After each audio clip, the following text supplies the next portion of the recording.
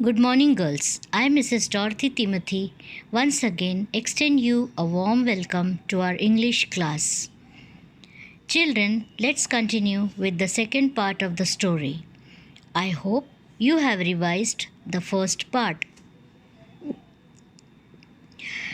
We know how Mathilde had borrowed necklace from her friend and lost it during the party. They tried it searching everywhere, but they could not find it.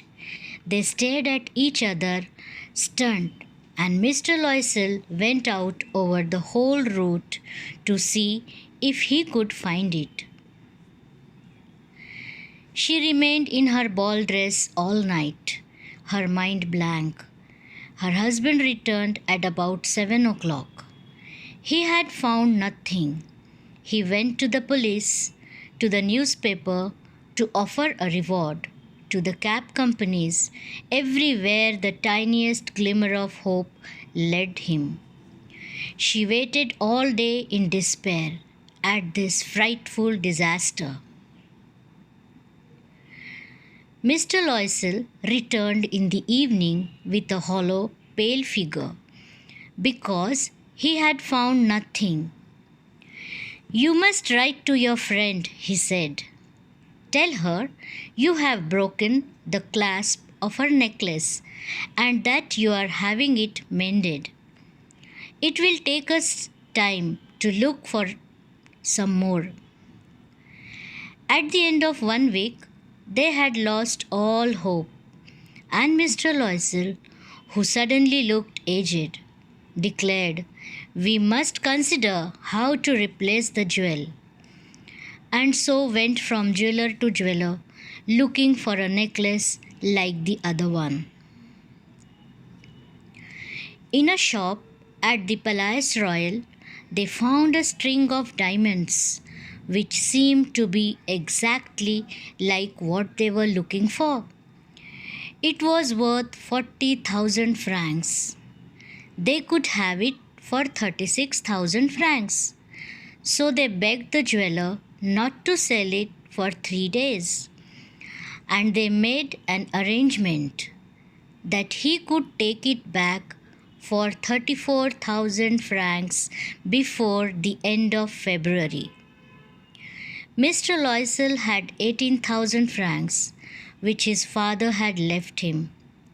He would borrow the rest. He gave notes, made agreement, dealt with every type of moneylender, then went to get the new necklace.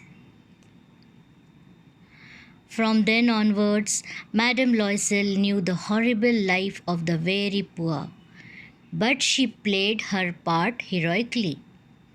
Each month, Loisel and Mathilde had paid some loans, renewed other.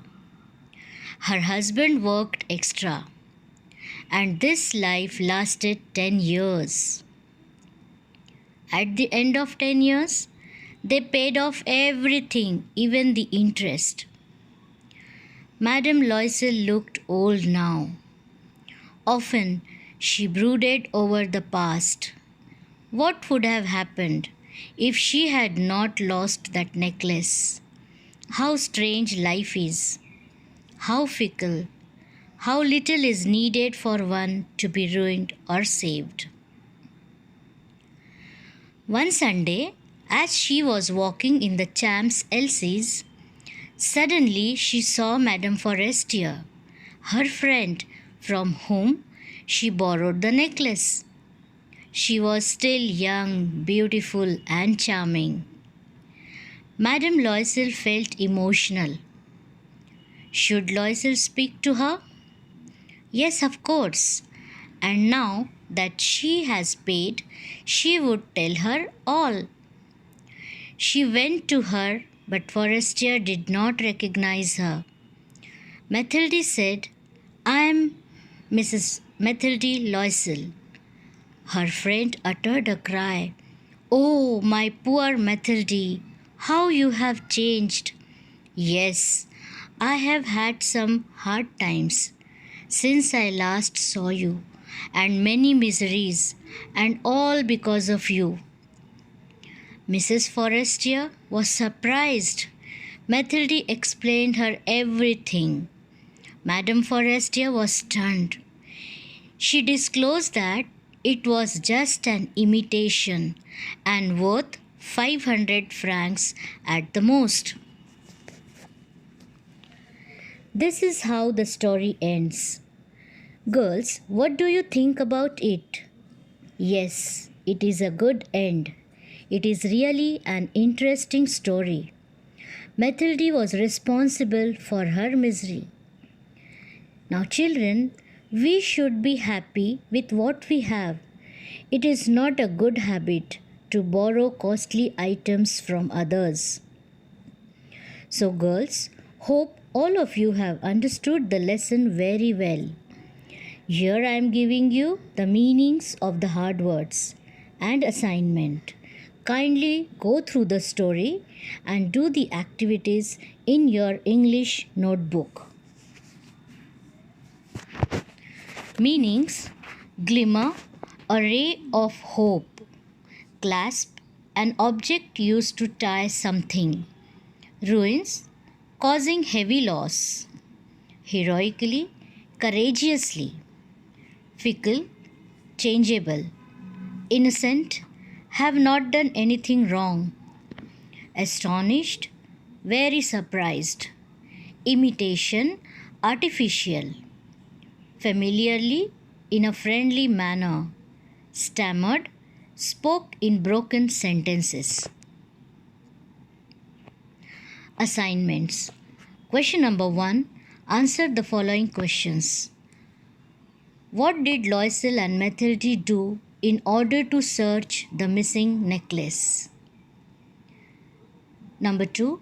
What was the arrangement with the jeweler? Do you think it was fair? Number 3.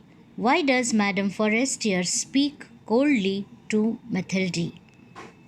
And number 4. What is meant by the horrible life of the very poor? Now, give the meanings of the following words: sorrow, computing, stunt, stare, rapturously.